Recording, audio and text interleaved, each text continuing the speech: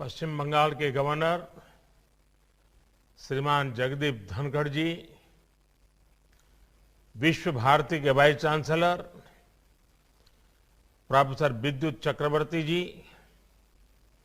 शिक्षकगण, कर्मचारीगण और मेरे ऊर्जावान युवा साथियों, गुरुदेव रविंद्रनाथ टैगोर ने जो अद्भुत धरोहर मां भारती को सौंपी है, उसका हिस्सा बनना, आप सभी साथियों से जुड़ना मेरे लिए प्रेरक भी है, आनंददायक भी है और एक नई ऊर्जा भरने वाला है। अच्छा होता मैं इस पवित्र मिट्टी पर खुद आकर के आपके बीच शरीक होता, लेकिन जिस प्रकार के नए नियमों में जीना पड़ रहा है और इसलिए मैं आज रूबरू न आते हुए दूर से ही सही आप सबको प्रणाम करता हूं, इस पवित्र मिट्टी को प्रणाम करता हूं। इस बार तो कुछ समय के अंतराल पर मुझे दूसरी बार ये मौका मिला है आपके जीवन के इस महत्वपूर्ण अवसर पर आप सभी युवा साथियों को, माता पिता को, गुरुजनों को मैं बहुत बहुत बधाई देता हूं, अनेक अनेक शुभकामनाएं देता हूं। साथियों, आज एक और बहुत ही पावन अवसर है, बहुत ही प्रेरणा का दिन है। आज छत्रपति शिवाजी महाराज की जन्म जयंती है। मैं सभी देशवासियों को छत्रपति शिवाजी महाराज की जयंती पर बहुत बहुत शुभकामनाएं देता हूं। गुरुदेव रविंद्रनाथ टैगोर जी ने भी शिवाजी उत्सव नाम से वीर शिवाजी पर एक कविता लिखी थी। उन्होंने लिखा था, कौन दूर शताब्देर, कौन दूर शताब्देर, कौन एक अख्यात दिवसे, नाही जानी आजी, नाही जानी आजी। मराठार कौन, शोयले एरंडेर, अंधकारे बसे। हे राजा शिवाजी, तब भाल उद्यासियाए भावना, तैत प्रभावत ऐसे छिल नामी। एक धर्म राज्य पाशे, एक धर्म राज्य पाशे, खंड छिन्न विक्षिप्त भारत, बंधे दिव आमी। यानी एक शताब्दी से भी पहले किसी एक अनाम दिन, मैं उस दिन को आज नहीं जानता, किसी पर्वत की ऊंची चोटी से, किसी घने वन में, ओ राजा शिवाजी, क्या ये विचार आपको एक बिजली की रोशनी की तरह आया था? क्या ये विचार आया था कि छिन्न भिन्न इस देश की धरती को एक सूत्र में पिरोना है? क्या मुझे इसके लिए खुद को समर्पित करना है? इन पंक्तियों में छत्रपति वीर शिवाजी से प्रेरणा लेते हुए भारत की एकता, भारत को एक सूत्र में पिरोने का आह्वान था।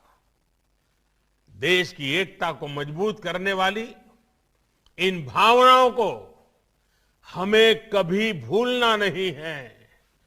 पल पल, जीवन के हर कदम पर देश की एकता, अखंडितता के इस मंत्र को हमें याद भी रखना है, हमें जीना भी है। यही तो टैगोर का हमें संदेश है। साथियों, आप सिर्फ एक विश्वविद्यालय का ही हिस्सा नहीं है, बल्कि एक जीवंत परंपरा के वाहक भी है। गुरुदेव अगर विश्व भारती को सिर्फ एक यूनिवर्सिटी के रूप में देखना चाहते तो वो इसको ग्लोबल यूनिवर्सिटी या कोई और नाम दे सकते थे, लेकिन उन्होंने इसे विश्व भारती विश्वविद्यालय नाम दिया। उन्होंने कहा था, Vishwa Bharati acknowledges India's obligation to offer to others the hospitality of her base culture and India's right to accept from others their best. गुरुदेव की विश्व भारती से अपेक्षा थी कि यहां जो सीखने आएगा वो पूरी दुनिया को भारत और भारतीयता की दृष्टि से देखेगा। गुरुदेव का ये मॉडल ब्रह्म, त्याग और आनंद के मूल्यों से प्रेरित था। इसलिए उन्होंने विश्व भारती को सीखने का ऐसा स्थान बनाया जो भारत की समृद्ध धरोहर को आत्मसात करे, उस पर शोध करे और गरीब से गरीब की समस्याओं के समाधान के लिए काम करे। ये संस्कार में पूर्व में यहां से निकले छात्र छात्राओं में भी हमें दिखता है और आपसे भी देश की यही अपेक्षा है। साथियों, गुरुदेव टैगोर के लिए विश्व भारती सिर्फ ज्ञान देने वाली, ज्ञान परोसने वाली एक संस्था मात्र नहीं थी। ये एक प्रयास है भारतीय संस्कृति के शीर्षस्थ लक्ष्य तक पहुंचने का, जिसे हम कहते हैं स्वयं को प्राप्त करना। जब आप अपने कैंपस में बुधवार को उपासना के लिए जुड़ते हैं तो स्वयं से ही साक्षात्कार करते हैं। जब आप गुरुदेव द्वारा शुरू किए गए समारोह में जुड़ते हैं तो स्वयं से ही साक्षात्कार करने का एक अवसर प्राप्त होता है। जब गुरुदेव कहते हैं, आलो अमार आलो ओगो आलो भुवन भारा, तो ये उस प्रकाश के लिए ही आह्वान है जो हमारी चेतना को जागृत करती है। गुरुदेव टैगोर मानते थे, विविधताएं रहेगी, विचारधाराएं रहेगी, इन सब के साथ ही हमें खुद को भी तलाशना होगा। वो बंगाल के लिए कहते थे, बांग्लार माटी बांग्लार जल, बांग्लार वायु बांग्लार फूल, पुण्य हो पुण्य हो पुण्य हो हे भगवान। लेकिन साथ ही वो भारत की विविधता की भी उतना ही गौरवगान बड़े भाव से करते थे। वो कहते थे, हे मोर चित्तो पुण्यो, हे मोर चित्तो पुण्यो, तीर्थे जागोरे धीरे, ई भारतेर महामनोबेर सागरो तीरे, हेथाय दाराय दबाहु बाराय नमो नरोदे बोतारे। और ये गुरुदेव का ही विशाल विजन था कि शांति निकेतन के खुले आसमान के नीचे वो विश्व मानव को देखते थे। ऐशो कर्मी, ऐशो ज्ञानी, ऐसो जन कल्याणी, ऐशो तपस राजो है, ऐशो है दिशक्ति, संपद मुक्ता बंधो सोमाज है।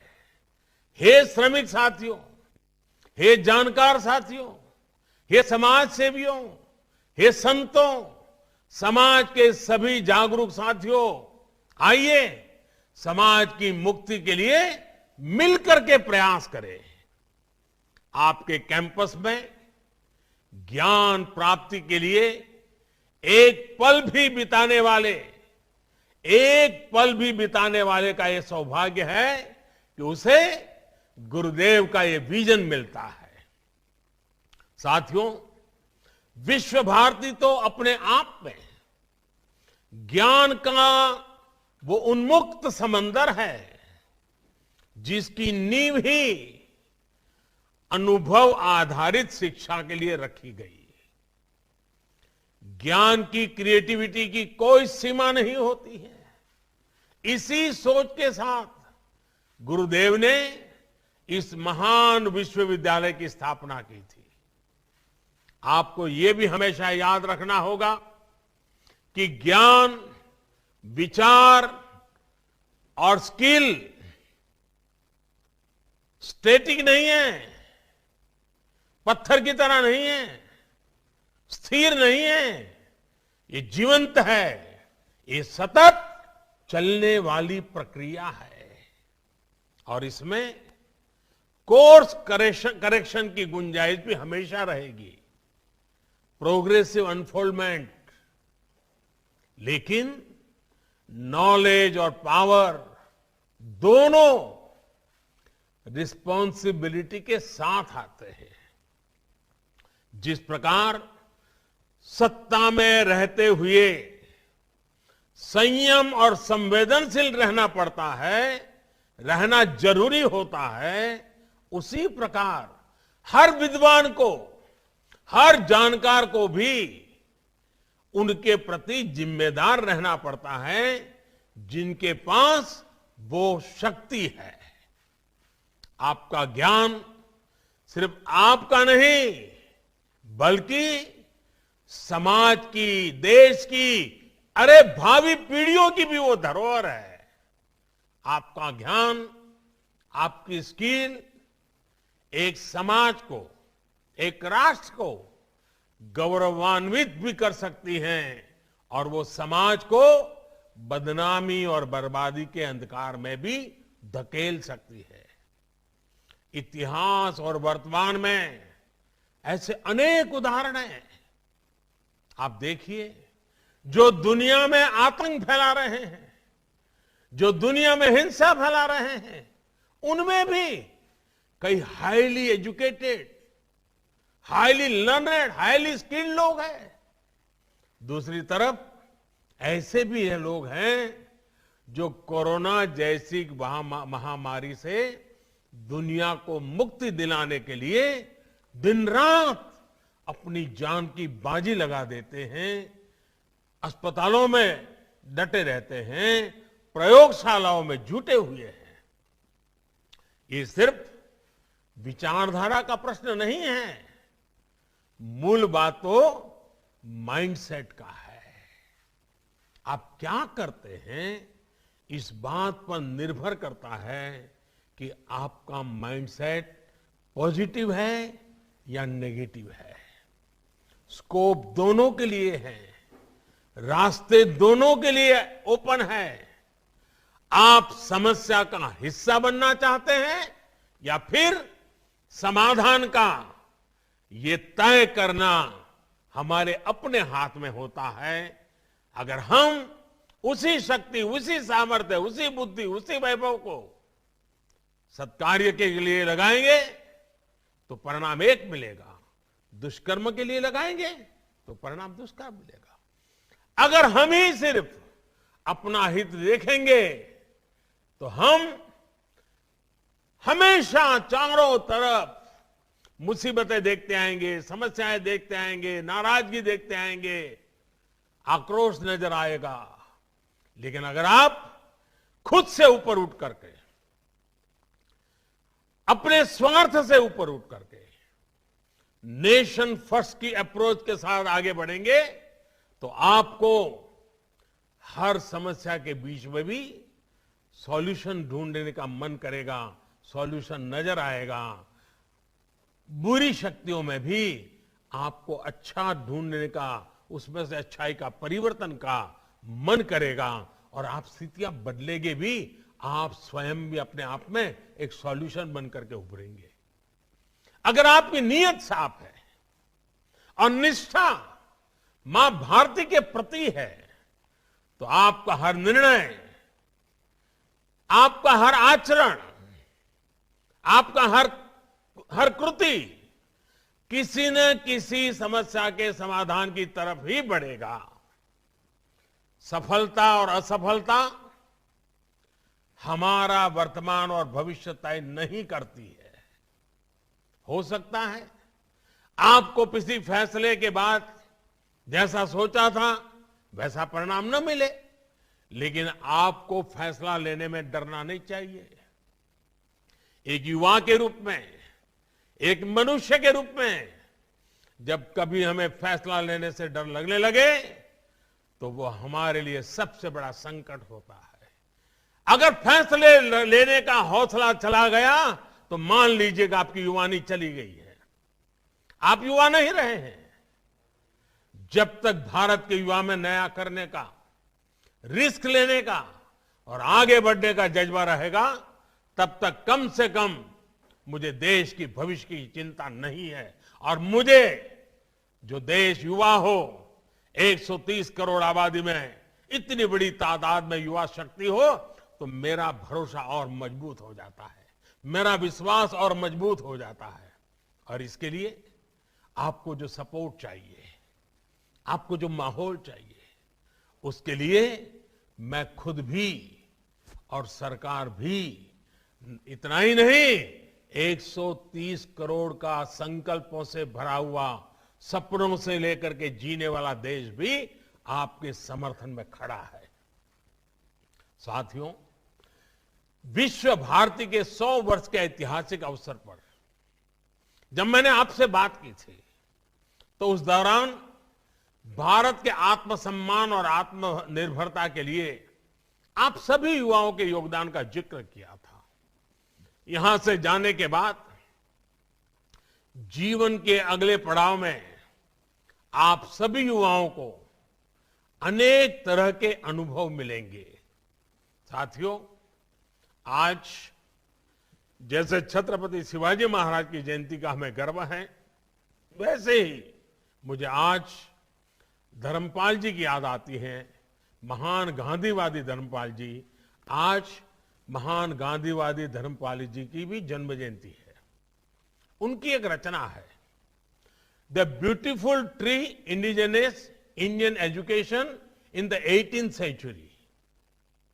आज आपसे बात करते हुए मैं इस पवित्र धाम में जब आपसे बात कर रहा हूं, तो मेरा मन करता है उसका जिक्र मैं जरूर करूं।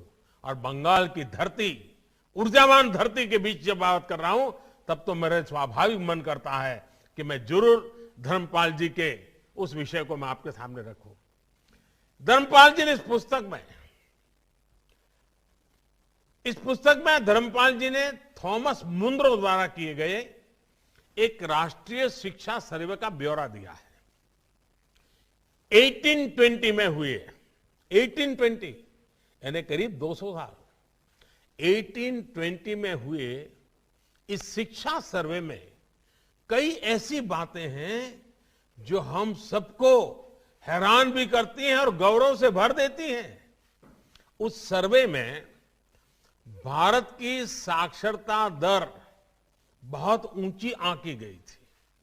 सर्वे में यह भी लिखा गया था कि कैसे हर गांव में एक से ज्यादा गुरुकुल थे, और जो गांव के मंदिर होते थे वो सिर्फ पूजा पाठ की जगह नहीं, वे शिक्षा को बढ़ावा देने वाले, शिक्षा को प्रोत्साहन देने वाले एक अत्यंत पवित्र कार्य से भी गांव के मंदिर जुड़े हुए रहते थे। वे भी गुरुकुल की परंपराओं को आगे बढ़ाने में, बल देने में प्रयास करते थे।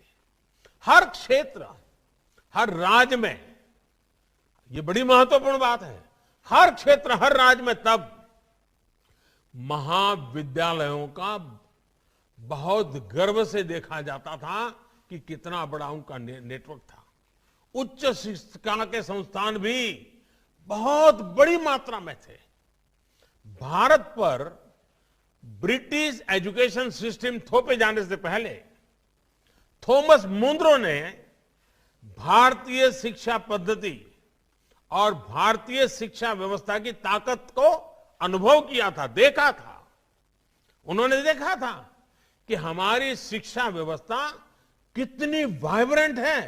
ये 200 साल पहले की बात है।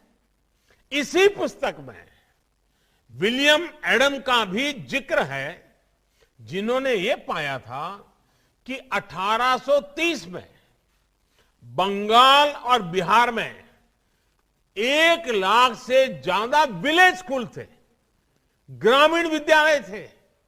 साथियों, ये बातें मैं आपको विस्तार से इसलिए बता रहा हूं क्योंकि हमें यह जानना आवश्यक है कि हमारी शिक्षा व्यवस्था क्या थी, कितनी गौरवपूर्ण थी, कैसे हर इंसान तक पहुंची हुई थी, और बाद में अंग्रेजों के कालखंड में और उसके बाद के कालखंड में हम कहां से कहां पहुंच गए, क्या से क्या हो गया। गुरुदेव ने विश्व भारती में जो व्यवस्थाएं विकसित की, जो पद्धतियां विकसित की, वो भारत की शिक्षा व्यवस्था को परतंत्रता की बेड़ियों से मुक्त करने, भारत को आधुनिक बनाने का एक माध्यम थी। अब आज भारत में जो नई राष्ट्रीय शिक्षा नीति बनी है, वो भी पुरानी बेड़ियों को तोड़ने के साथ ही विद्यार्थियों को अपना सामर्थ्य दिखाने की पूरी आजादी देती है। ये शिक्षा नीति आपको अलग अलग विषयों को पढ़ने की आजादी देती है। ये शिक्षा नीति आपको अपनी भाषा में पढ़ने का विकल्प देती है। ये शिक्षा नीति एंटरप्रेन्योरशिप, सेल्फ एम्प्लॉयमेंट को भी बढ़ावा देती है। ये शिक्षा नीति रिसर्च को, इनोवेशन को बल देती है, बढ़ावा देती है। आत्मनिर्भर भारत के निर्माण में ये शिक्षा नीति भी एक अहम पड़ाव है। देश में एक मजबूत रिसर्च और इनोवेशन इकोसिस्टम बनाने के लिए भी सरकार लगातार काम कर रही है। हाल ही में सरकार ने देश और दुनिया के लाखों जर्नल्स की फ्री एक्सेस अपने स्कॉलर्स को देने का फैसला किया है। इस साल बजट में भी रिसर्च के लिए नेशनल रिसर्च फाउंडेशन के माध्यम से आने वाले 5 साल में 50,000 करोड़ रुपए खर्च करने का प्रस्ताव रखा है। साथियों, भारत की आत्मनिर्भरता देश की बेटियों के आत्मविश्वास के बिना संभव नहीं है। नई राष्ट्रीय शिक्षा नीति में पहली बार जेंडर इंक्लूजन फंड की भी व्यवस्था की गई है। इस पॉलिसी में 6ठी क्लास से ही कारपेंटरी से लेकर कोडिंग तक ऐसे अनेक स्किल सेट्स पढ़ाने की योजना इसमें है, जिन स्किल्स से लड़कियों को दूर रखा जाता था। शिक्षा नीति बनाते समय बेटियों में ड्रॉप आउट रेट ज्यादा होने के कारणों को गंभीरता से स्टडी किया गया है।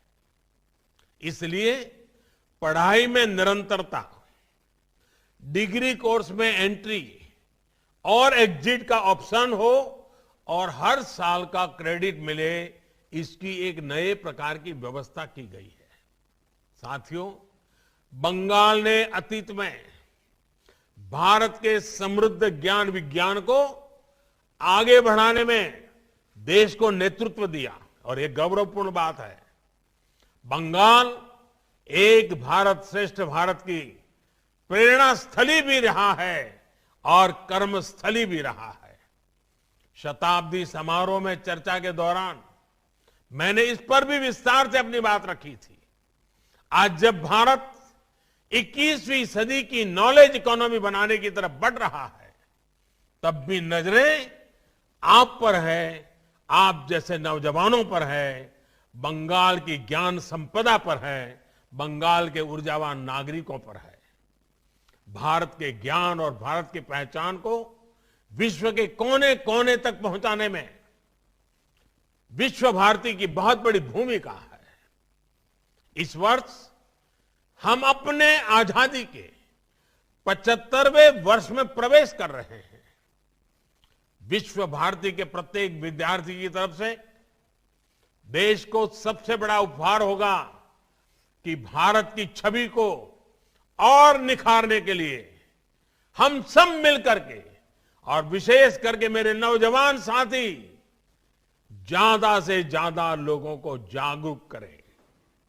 भारत जो है, जो मानवता, जो आत्मीयता, जो विश्व कल्याण की भावना हमारे रक्त के कण कण में है, उसका एहसास बाकी देशों को कराने के, पूरी मानव जात को कराने के लिए विश्व भारती को देश की शिक्षा संस्थाओं का नेतृत्व करना चाहिए।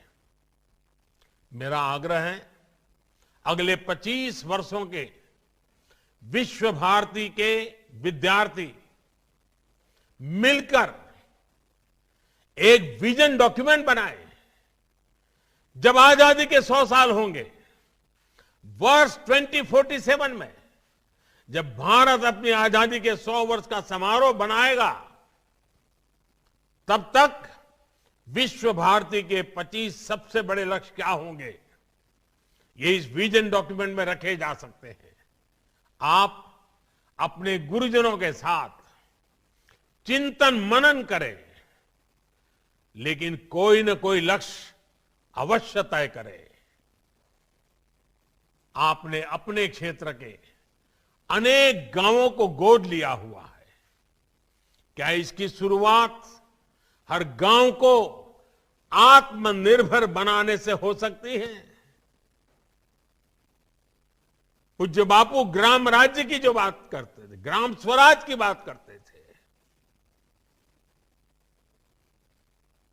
मेरे नौजवान साथियों,